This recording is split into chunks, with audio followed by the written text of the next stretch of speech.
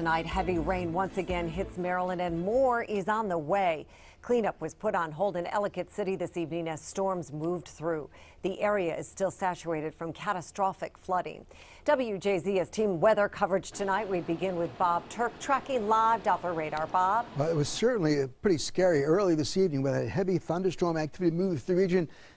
We had some very heavy downpours in some areas.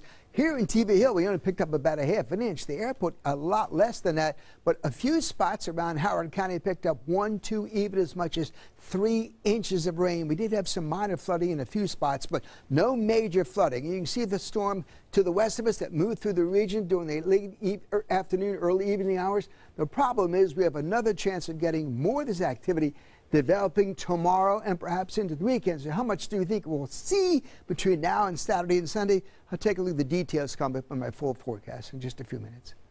Thanks, Bob. Our coverage continues now. Avajoy Burnett is in Howard County, where officials cut off access to Main Street because of fears of more extreme rain. Avajoy. Well, Vic, I've got to tell you, there is a sigh of relief here in Ellicott City tonight. A flash flood warning was canceled. There's no rain at this moment, but the call for bad weather earlier was enough to cancel plans for further cleanup here on Main Street.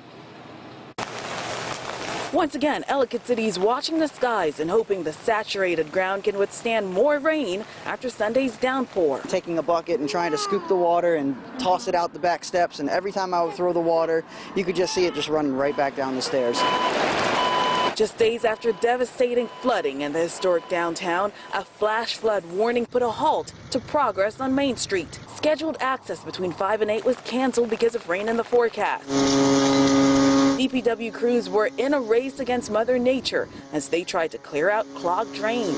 If it's spread out over a longer period of time, then we should be okay. If it comes down in a deluge, then we could potentially have flooding again. Councilman John Weinstein represents Ellicott City. He supports legislation that will extend the state of emergency for a disaster that's gotten national attention. The White House actually called me on Monday, as they did the county executive, and they've expressed an interest, a desire to help out. And what I said to them was, there's about $3 million outstanding from the last flood that you've been holding on to. Please release that immediately. Federal and state crews are now surveying the aftermath of a storm that clobbered a city that's still trying to recover from a similar disaster in 2016. It's devastating. It's traumatizing. It takes you back to, less than 2 years ago.